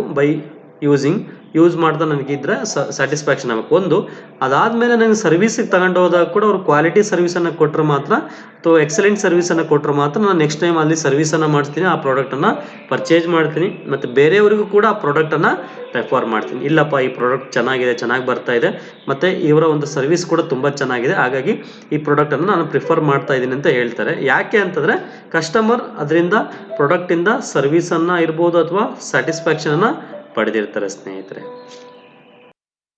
Next objective is employees attraction and retention. Employees turn over ಆಗ್ತಾ ಇರ್ತಾರೆ. ಏನಕ್ಕಂತಂದರೆ ಫಾರ್ ಎಕ್ಸಾಂಪಲ್ ನಾನೇ ಈಗ ಒಂದು ಕಂಪನಿಗೆ ಹೋಗ್ತೀನಿ ಅಂತ ತಿಳ್ಕೊಳ್ಳಿ. ಏನೋ ಒಂದು ಕಂಪನಿಗೆ ಹೋಗ್ತೀನಿ, ನನ್ನ ಡಿಗ್ರಿ ಕ್ವಾಲಿಫಿಕೇಷನ್ ಆಗಿರುತ್ತೆ, ಅವಾಗ ನನಗೆ ಒಂದು 10,000 ಕೊಡ್ತಾರೆ ಅಂತ ಹೇಳ್ತಾರೆ. ಹಾಗಾದರೆ ಆ 10,000 ಕೊಟ್ಟಾಗ ನಾನು ಹೋಗ್ತೀನಿ, ನನ್ನ ರಿಕ್ವೈರ್ಮೆಂಟ್ ಇತ್ತು, ಹೋಗಿದ್ದೀನಿ, ಜಾಬನ್ನು ಮಾಡ್ತಾ ಇದ್ದೀನಿ. ಹಾಗೆ ಜಾಬ್ ಮಾಡ್ತಾ ಇರುವಾಗ ನನಗೆ ಅಲ್ಲಿ ಸ್ಯಾಟಿಸ್ಫ್ಯಾಕ್ಷನ್ ಆಗಲ್ಲ ಇನ್ ದ ಫಾರ್ಮ್ ಆಫ್ ಸ್ಯಾಲ್ರಿನೇ ಕಡಿಮೆ ಅನಿಸುತ್ತೆ. ಬೇರೆ ಕಂಪನಿಗೆ ನೋಡ್ತೀನಿ, 6 ಮಂತ್ ಆದಮೇಲೆ ನನಗೆ 15,000 ಕೊಡ್ತಾರೆ ಅಂತ ಹೇಳ್ತೀನಿ. ಹಾಗಾದರೆ ಇಲ್ಲಿಂದ ನಾನು ಅಲ್ಲಿಗೆ ಹೋಗ್ತೀನಿ 6 ಮಂತ್ ಆದಮೇಲೆ. ಆಲ್ರೆಡಿ ನನಗಿರೋಂಥ ಕಂಪನಿಯಲ್ಲಿ 10,000 ಕೊಡುವಂಥ ಫಸ್ಟ್ ಕಂಪನಿಯಲ್ಲಿ ನನಗೆ ಅವರು ಇನ್ವೆಸ್ಟ್ಮೆಂಟನ್ನು ಮಾಡಿರ್ತಾರೆ through giving otherwise providing training. ನನಗೆ ಟ್ರೈನಿಂಗನ್ನು ನೀಡೋದ್ರ ಮೂಲಕ ನನ್ನ ಮೇಲೆ ಅವರು ಖರ್ಚು ಮಾಡಿಬಿಟ್ಟು ನನಗೆ ಡೆವಲಪ್ಮೆಂಟ್ ಮಾಡಿರ್ತಾರೆ. ನಾನೀಗ ಸಡನ್ನಾಗಿ ಬೇರೆ ಕಂಪನಿಗೆ ಹೋಗ್ಬಿಟ್ರೆ ಈ ಕಂಪನಿಗೆ ಲಾಸ್ ಆಗುತ್ತೆ, ಫಸ್ಟ್ ಕಂಪನಿಗಲ್ವಾ. ಹಾಗಾಗಿ ಏನು ಮಾಡ್ತಾರೆ, ನಾವು ಎಂಪ್ಲಾಯೀಸ್ಗಳಿಗೆ ಹೈರ್ ಮಾಡ್ಕೊಳ್ತಾರೆ ಅಥವಾ ಸೆಲೆಕ್ಟ್ ಮಾಡ್ಕೊಳ್ತಾರೆ, ಅವರಿಗೆ ಟ್ರೈನಿಂಗನ್ನು ಕೊಡ್ತಾರೆ. ಅವರನ್ನು ಆದಷ್ಟು ಅಟ್ರಾಕ್ಷನ್ ಮಾಡ್ಕೊಂಡು ಅವರಿಗೆ ಡಿಫ್ರೆಂಟ್ ಬೆನಿಫಿಟ್ಸನ್ನು ಕೊಡೋದ್ರ ಮೂಲಕ ಅಥವಾ ಸ್ಯಾಲ್ರಿ ಹೈಕ್ ಮಾಡೋದ್ರ ಮೂಲಕ ಅವ್ರಿಗೆ ಅಟ್ರಾಕ್ಷನ್ ಮಾಡಿಕೊಂಡು ಅವರನ್ನು ನಮ್ಮ ಕಂಪನಿಯಲ್ಲೇ ರಿಟೆನ್ಷನ್ ಉಳಿಸ್ಕೊಳ್ಳೋದಕ್ಕೆ ಆದಷ್ಟು ಕಂಪನಿಗಳು ಅಥವಾ ಬಿಸ್ನೆಸ್ಗಳು ಟ್ರೈ ಮಾಡುತ್ತೆ. ಯಾಕಂತಂದರೆ ಒಬ್ಬ ಟ್ರೈನ್ಡ್ ಎಂಪ್ಲಾಯಿ ಅಥವಾ ಸ್ಕಿಲ್ಡ್ ಎಂಪ್ಲಾಯಿ ಏನಾದರೂ ಹೊರಗಡೆ ಹೋದರೆ ಕಂಪನಿಗೆ ಅದು ಒಂದು ದೊಡ್ಡ ಲಾಸ್ ಆಗಿರುತ್ತೆ. ಹಾಗಾಗಿ ಕಂಪನಿ ಏನು ಮಾಡುತ್ತೆ, ಮೆಜಾರಿಟಿ ಎಂಪ್ಲಾಯೀಸನ್ನು ಅಟ್ರಾಕ್ಷನ್ ಮಾಡೋದಕ್ಕೆ ಮತ್ತು ರಿಟೈನ್ ಮಾಡ್ಕೊಳ್ಳೋದಕ್ಕೆ ಇಷ್ಟಪಡುತ್ತೆ ಸ್ನೇಹಿತರೆ. Next one, maintaining healthy cash flow. ಹಾಗಾದರೆ ನಾನು ಬಿಸ್ನೆಸ್ಸನ್ನು ಆ್ಯಕ್ಟಿವಿಟೀಸನ್ನು ಮಾಡಬೇಕು. ಒಂದು ಬಿಸ್ನೆಸ್ಸನ್ನು ಸ್ಟಾರ್ಟ್ ಮಾಡೋದ್ರಿಂದ ಇರ್ಬೋದು ಅಥವಾ ರಾ ಮೆಟೀರಿಯಲ್ನ ಪರ್ಚೇಸ್ ಮಾಡೋದ್ರಿಂದ ಇರ್ಬೋದು, ಬಿಲ್ಡಿಂಗ್ ಪರ್ಚೇಸ್ ಮಾಡೋದು ಅಥವಾ ಮಿಷನರಿ ಪರ್ಚೇಸ್ ಮಾಡೋದು ಅಥವಾ ಎಂಪ್ಲಾಯೀಸನ್ನು ಸ್ಯಾಲ್ರಿಗೆ ಹೈರ್ ಮಾಡೋದಿರ್ಬೋದು. ಪ್ರತಿಯೊಂದು ಹಂತದಲ್ಲಿ ನಾವು ಹಣವನ್ನು ಎಕ್ಸ್ಪೆಕ್ಟ್ ಮಾಡ್ತೀವಿ ಅಥವಾ ಹಣ ಇರಬೇಕು ನಮ್ಮ ಹತ್ರ. ಅದನ್ನು ನಾವೇನಂತ ಕರಿತೀವಿ, ಕ್ಯಾಶ್ ಫ್ಲೋ. ಕ್ಯಾಶ್ ಇನ್ಫ್ಲೋನಾದರೂ ಆಗಿರ್ಬೋದು ಅಥವಾ ಔಟ್ಫ್ಲೋನಾದರೂ ಆಗಿರ್ಬೋದು, ಒಳ ಅರಿವು ಆಗಿರ್ಬೋದು, ಹೊರ ಅರಿವು ಆಗಿರ್ಬೋದು. ಒಂದ್ಸಲ ದುಡ್ಡು ಬರುತ್ತೆ, ದುಡ್ಡು ಹೋಗುತ್ತೆ ಒಂದು ಬಿಸ್ನೆಸ್ಸಲ್ಲಿ. ಈ ಥರ ಒಂದು ನಮಗೆ ಕ್ಯಾಶ್ ಇದ್ದರೆ, ಸಫಿಷಿಯೆಂಟ್ ನಮ್ಮ ಹತ್ರ ಕ್ಯಾಶ್ ಫ್ಲೋ ಇದ್ದರೆ ಅಥವಾ ನಮ್ಮ ಹತ್ರ ಮನಿ ಇದ್ದರೆ ನಾವು ಎಲ್ಲ ಟ್ರಾನ್ಸಾಕ್ಷನ್ಸನ್ನು ಸ್ಮೂತಾಗಿ ರನ್ ಮಾಡ್ಬೋದು, ಡೇ ಟು ಡೇ ಆ್ಯಕ್ಟಿವಿಟೀಸನ್ನು ಮಾಡ್ಬೋದು. ಫಾರ್ ಎಕ್ಸಾಂಪಲ್ ಈಗ ರಾ ಮೆಟೀರಿಯಲ್ ಸಪ್ಲೈ ಮಾಡಿರ್ತಾರೆ, ನಾವು ಅವ್ರಿಗೆ ಹಣವನ್ನೇ ಕೊಡಲ್ಲ ಅಂದರೆ ಅವ್ನು ನೆಕ್ಸ್ಟ್ ಟೈಮ್ ಏನು ಮಾಡ್ತಾನೆ, ಗೂಡ್ಸನ್ನು ಅಥವಾ ರಾ ಮೆಟೀರಿಯಲ್ನ ಸಪ್ಲೈ ಮಾಡಲ್ಲ. ಎಂಪ್ಲಾಯೀಸಿಗೆ ನಾವು ಪ್ರಾಂಪ್ಟಾಗಿ ಸ್ಯಾಲ್ರಿ ಕೊಟ್ಟಿಲ್ಲ ಅಂದರೆ, ನಮ್ಮ ಹತ್ರ ದುಡ್ಡೇ ಇಲ್ಲ ಅಂತಂದರೆ ಎಂಪ್ಲಾಯೀಸ್ ನಾಳೆಯಿಂದ ಕೆಲಸಕ್ಕೆ ಬರಲ್ಲ. ಗೊತ್ತಾಗ್ತಿದ್ದಾನೆ? ಈ ರೀತಿಯಾಗಿ ನಾವೊಂದು ಹೆಲ್ತಿ ಕ್ಯಾಶ್ ಫ್ಲೋನ, ಒಂದು ಇಷ್ಟು ನಮಗೆ ರಿಸರ್ವ್ ಅಮೌಂಟನ್ನು ನಮ್ಮ ಡೇ ಟು ಡೇ ಆ್ಯಕ್ಟಿವಿಟೀಸ್ಗೆ cash in the form of cash, hard ಕ್ಯಾಶಲ್ಲಿ ನಾವು ಮೇಂಟೈನ್ ಮಾಡಲೇಬೇಕಾಗುತ್ತೆ. ಹಾಗಾಗಿ this is also one of the objective of the business. Next one, reaching right customers. ನಾನು ಆಲ್ರೆಡಿ ಹೇಳ್ದಂಗೆ ನನಗೆ ಒಂದು ಪ್ರಾಡಕ್ಟ್ ಬೇಕಾಗಿದೆ, ನಾನು ಶಾಪಲ್ಲಿ ಹೋಗ್ತೀನಿ, ರಿಟೇಲ್ ಶಾಪಲ್ಲಿ ಆ ಪ್ರಾಡಕ್ಟು ಅವೈಲಬಲ್ ಇಲ್ಲ ಅಂತ ಟೈಮಲ್ಲಿ ಏನು ಮಾಡ್ತೀನಿ, ನಾನು ಬೇರೆ ಪ್ರಾಡಕ್ಟಿಗೆ ಶಿಫ್ಟ್ ಆಗ್ತೀನಿ. ಈ ಥರ ಆದಾಗ ನಿನ್ನ ಕಂಪನಿಯ ಪ್ರಾಡಕ್ಟ್ ಏನಾಗುತ್ತೆ, ಸೇಲ್ ಆಗಲ್ಲ, ಆಟೋಮೆಟಿಕ್ಕಾಗಿ ಲಾಸ್ ಆಗುತ್ತೆ. ಹಾಗಾಗಿ ನಿನ್ನ ರೈಟ್ ಕಸ್ಟಮರ್ಸ್ ಎಲ್ಲಿದ್ದಾರೆ, ನಿನ್ನ ಪ್ರಾಡಕ್ಟಿಗೆ ಎಲ್ಲಿ ಡಿಮ್ಯಾಂಡ್ ಇದೆ ಅಂತ ಅನ್ನೋದನ್ನು ನೀವು ಫಸ್ಟು ಐಡೆಂಟಿಫೈ ಮಾಡ್ಕೊಳ್ಬೇಕು. ಅದರ ಪ್ರಕಾರ ನೀವು ಗೂಡ್ಸನ್ನು ಸಪ್ಲೈ ಮಾಡಬೇಕು ಥ್ರೂ ಹೋಲ್ಸೇಲರ್ಸ್ ಅಥವಾ ರಿಟೇಲರ್ಸು ಅಥವಾ ಡೈರೆಕ್ಟಾಗಿ ಸಪ್ಲೈ ಮಾಡಿ ನಿನ್ನ ಪ್ರಾಡಕ್ಟ್ ಏನಾಗಬೇಕು, ಅಲ್ಟಿಮೇಟಾಗಿ ಸೇಲ್ ಆಗಬೇಕು. ಸೇಲ್ ಆದರೆ ನಿನ್ನ ಪ್ರಾಫಿಟ್ಟು ಇನ್ಕ್ರೀಸ್ ಆಗುತ್ತೆ, ನಿನ್ನ ಬಿಸ್ನೆಸ್ಸು ಗ್ರೋತ್ ಆಗುತ್ತೆ. ಹಾಗಾಗಿ by reaching right customer is also one of the main objective of the business. Last objective of the business is mission and vision. Mission and vision ಅಂತಂದ್ರೆ, vision ಅಂತಂದ್ರೆ ಇವೆರಡು ಕೂಡ goals ಅನ್ನ set ಮಾಡ್ಕೊಂಡಿರುತ್ತೆ. ಪ್ರತಿಯೊಂದು business ಏನ್ ಮಾಡಿರುತ್ತೆ, goals ಗಳನ್ನ set ಮಾಡಿರುತ್ತೆ. ಆ goals ಅನ್ನ ಅಚೀವ್ ಮಾಡಬೇಕು ಅಂತಂದ್ರೆ ತನ್ನಲ್ಲಿರುವಂತಹ ರಿಸೋರ್ಸ್ ಗಳನ್ನ, ಮೆನ್, ಮೆಟೀರಿಯಲ್, ಮನಿ, ಮಿಷನರಿ ಇವನ್ನೆಲ್ಲನೂ ಕೂಡ ಬಳಸ್ಬಿಟ್ಟು ಏನ್ ಮಾಡುತ್ತೆ, ಬಿಸಿನೆಸ್ ಅನ್ನ ಸ್ಟಾರ್ಟ್ ಮಾಡುತ್ತೆ, ಡೇ ಟು ಡೇ ಆಕ್ಟಿವಿಟೀಸ್ ಅನ್ನ ಮಾಡುತ್ತೆ, ಮಿಷನ್ ಅಂಡ್ ವಿಷನ್ ಅನ್ನ ರೀಚ್ ಆಗುತ್ತೆ. ಮಿಷನ್ ಅಂಡ್ ವಿಷನ್ ಅಂದ್ರೆ ಇವು ಆಬ್ಜೆಕ್ಟಿವ್ಸ್ ಅಥವಾ ಗೋಲ್ಸ್ ಅಂತ ನಾವು ಕರಿತೀವಿ. ಹಾಗಾದ್ರೆ ಮಿಷನ್ ಅಂದ್ರೆ ಶಾರ್ಟ್ ಟರ್ಮ್ ಗೋಲ್ಸ್ ಅಂತ ಕರೀತಾರೆ, ವಿಷನ್ ಅಂತಂದ್ರೆ long term goals. For example, ನಿಮಗೆ ಒಂದು ವಿಷನ್ ಇದೆ. ಫಾರ್ ಎಕ್ಸಾಂಪಲ್, ನೀವು ಯಾವುದೋ ಒಂದು ಕಾಲೇಜಲ್ಲಿ ಹೋಗಿ, ಯಾವುದೋ ಒಂದು ಕಂಪನಿಯಲ್ಲಿ ಎಂಟ್ರಿ ಆಗಿ ಹೋಗಿ, ಅಥವಾ ಬ್ಯಾಂಕಲ್ಲಿ ಹೋಗಿ ನಿಮಗೊಂದು ಮಿಷನ್ ಮತ್ತೆ ವಿಷನ್ ಸ್ಟೇಟ್ಮೆಂಟ್ಸ್ಗಳು ಕಾಣ್ತಾ ಹೋಗುತ್ತೆ. ಅವ್ರಿಗೆ ಏನೋ ಒಂದು ಗೋಲ್ಸ್ ಇದೆ, ಏನು ಅಬ್ಜೆಕ್ಟಿವ್ಸ್ ಇದೆ, ಅದನ್ನ ಸೆಟ್ ಮಾಡ್ಕೊಂಡಿರ್ತಾರೆ, ಅದು ಅಲ್ಲಿ ಡಿಸ್ಪ್ಲೇ ಮಾಡ್ತಾ ಹೋಗ್ತಾರೆ. ಹಾಗಾದ್ರೆ ವಿಷನ್ ಅಂತಂದ್ರೆ ಶಾರ್ಟ್ ಟರ್ಮ್ ಆಬ್ಜೆಕ್ಟಿವ್ ಅಂತ ಕರಿತೀವಿ, ವಿಷನ್ ಅಂತಂದ್ರೆ ಲಾಂಗ್ ಟರ್ಮ್ ಆಬ್ಜೆಕ್ಟಿವ್ ಅಂತ ಹೇಳಿ ಕರಿತೀವಿ. ಒಂದು ಸಿಂಪಲ್ ಎಕ್ಸಾಂಪಲ್ ಮೂಲಕ ಹೇಳ್ತೀನಿ ನಿಮಗೆ. ಒಂದು ಕಂಪನಿ ಈ ವರ್ಷ 2020-2021ರಲ್ಲಿ ನಾನು 50 ಲಕ್ಷ ಪ್ರಾಫಿಟ್ ಮಾಡಬೇಕು ಅನ್ನೋದು ಒಂದು ವಿಷನ್. ಒಂದು ವರ್ಷದಲ್ಲಿ ಲಾಂಗ್ ಟರ್ಮ್ ಇದು ಆಬ್ಜೆಕ್ಟಿವ್. ಹಾಗಾದ್ರೆ ಒಂದು ವರ್ಷಕ್ಕೆ ನೀವು ಪ್ರಾಫಿಟ್ ಅನ್ನ 50 ಲಕ್ಷ ಗಳಿಸಬೇಕು ಅಂದ್ರೆ ನೀನು ಮಿಷನ್ ಅನ್ನ ಆಬ್ಜೆಕ್ಟಿವ್ ಅನ್ನ ಫುಲ್ಫಿಲ್ ಮಾಡ್ಬೇಕು. ಹಾಗಾದ್ರೆ ನನಗೆ ಒಂದು ವರ್ಷಕ್ಕೆ 50 ಲಕ್ಷ ಪ್ರಾಫಿಟ್ ಬೇಕು ಅಂದ್ರೆ ನಾನೇನ್ ಮಾಡ್ಬೇಕು, ಡೈಲಿ 1,000 ಯೂನಿಟ್ಸ್ ಅನ್ನ ಪ್ರೊಡ್ಯೂಸ್ ಮಾಡ್ಬೇಕಂತ ಅವ್ರ ಆಬ್ಜೆಕ್ಟಿವ್ ನ ಸೆಟ್ ಮಾಡ್ತಾರೆ. ಹಾಗಾದ್ರೆ ಪ್ರತಿದಿನ 1,000 ಯೂನಿಟ್ಸ್ ಅನ್ನ ಅವರು ಪ್ರೊಡಕ್ಷನ್ ಮಾಡಿ ಸೇಲ್ ಮಾಡ್ಬೇಕನ್ನೋದು ಅವರ ಒಂದು ಮಿಷನ್ ಆಗಿರುತ್ತೆ, ಶಾರ್ಟ್ ಟರ್ಮ್, ಒಂದು ದಿನಕ್ಕೆ. ಆ ಥರ ಮಾಡ್ತಾ ಹೋದವ್ರಿಗೆ ಏನಾಗುತ್ತೆ, ಆ ಟೈಪ್ ಮಾಡ್ತಾ ಹೋದ್ರೆ ಅವರಿಗೆ ಒಂದು ವರ್ಷಕ್ಕೆ 50 ಲಕ್ಷ ರೂಪಾಯಿ ಪ್ರಾಫಿಟ್ ಅನ್ನ ಗಳಿಸಬಹುದು ಅನ್ನೋ ಒಂದು ಆಬ್ಜೆಕ್ಟಿವ್ ವಿಷನ್ ಏನಾಗುತ್ತೆ, ರೀಚ್ ಆಗುತ್ತೆ. ಇನ್ನು ಸಿಂಪಲ್ ಆಗಿ ಹೇಳೋದಾದ್ರೆ, ನೀವೊಂದು IAS ಮಾಡ್ಬೇಕಂತ ಇರ್ತೀರಾ, ಇಂಡಿಯನ್ ಅಡ್ಮಿನಿಸ್ಟ್ರೇಷನ್ ಸರ್ವಿಸ್ಗೆ ಸಿವಿಲ್ ಸರ್ವಿಸ್ ತಗೊಳ್ಬೇಕು, ನೀವು ಪಾಸ್ ಆಗಬೇಕು, ಒಂದು DC ಆಗಬೇಕಂತ ಆಸೆ ಇರುತ್ತೆ. ಅದು ವಿಷನ್ ಅಂತ ನೀವು ಕನ್ಸಿಡರ್ ಮಾಡಿದ್ರೆ, ಮಿಷನ್ ಯಾವ ರೀತಿ ಆಗುತ್ತೆ ಅಂದ್ರೆ, ನೀವು ಅದಕ್ಕೋಸ್ಕರ ಏನು ಪ್ರಿಪರೇಷನ್ ಅನ್ನ ಮಾಡ್ತೀರಾ, ಏನು ಪ್ರತಿಯೊಂದು ನೀವು ಪೇಜ್ ಅನ್ನ ಓದ್ತೀರಾ, ಪ್ರತಿಯೊಂದು ಸಬ್ಜೆಕ್ಟ್ ಅನ್ನ ಓದ್ತೀರಾ, ಆ ಸಬ್ಜೆಕ್ಟ್ ಅನ್ನ ಕಂಪ್ಲೀಟ್ ಮಾಡಿದಾಗ ಅದನ್ನು ನಾವು ಮಿಷನ್ ಕಂಪ್ಲೀಟ್ ಆಯ್ತು, ಒಂದು mission short term mission complete ಆಯ್ತು ಅಂತ ಅನ್ಕೊಳ್ತೀವಿ. ಫಾರ್ ಎಕ್ಸಾಂಪಲ್, ನಾನು ಈ ಒಂದು ತಿಂಗಳಲ್ಲಿ ನೆಕ್ಸ್ಟ್ ಇಯರ್ ನನಗೆ ಎಕ್ಸಾಮ್ ಇದೆ, ಅಥವಾ ನಾನು IAS ಆಗಬೇಕು, ಅದು ವಿಷನ್ ಲಾಂಗ್ ಟರ್ಮ್ ಆಬ್ಜೆಕ್ಟಿವ್ ನಂದು. ಅದನ್ನು ಮೀಟ್ ಆಗ್ಬೇಕಂದ್ರೆ ನಾನು ಪ್ರತಿಯೊಂದು ದಿನ 10 ಪೇಜ್ ಅನ್ನ ಓದ್ಬೇಕು ಅನ್ನೋದು ಒಂದು ಮಿಷನ್. ಆ 10 ಪೇಜ್ ಅನ್ನ ನೀವು ಡೈಲಿ ಓದ್ತಾ ಹೋದ್ರೆ ಒಂದು ವರ್ಷಕ್ಕೆ ಇಷ್ಟು ಪೇಜಸ್ ಅನ್ನ ಓದ್ತೀರಾ ಅಂತ ನಿಮಗೆ ಒಂದು ಐಡಿಯಾ ಬರುತ್ತೆ. ಸಿಲೆಬಸ್ ಎಲ್ಲ ಕಂಪ್ಲೀಟ್ ಆಗಿ ಕವರ್ ಆಗುತ್ತೆ, ಎಕ್ಸಾಮ್ಸ್ ಬರೀತಾರ, IAS ಪಾಸ್ ಆಗ್ತೀರಾ. ಗೊತ್ತಾಗ್ತಿದೆನಾ? Vision means short term objective, vision means long term goals. ಪ್ರತಿಯೊಂದು ಕಂಪನಿ ಕೂಡ ಈ ತರ ವಿಷನ್ ಅಂಡ್ ವಿಷನ್ ಅನ್ನ ಸೆಟ್ ಮಾಡ್ಕೊಂಡಿರುತ್ತೆ. ತನ್ನದೇ ಅಂತ ಓನ್ ಸಪರೇಟ್, ತಮ್ಮದೇ ಅಂತ ಒಂದು ಓನ್ ಆಬ್ಜೆಕ್ಟಿವ್ ಅನ್ನ ಸೆಟ್ ಮಾಡ್ಕೊಂಡಿರುತ್ತೆ. Thanks for watching my YouTube channel. Please subscribe the channel and share the videos. Thank you.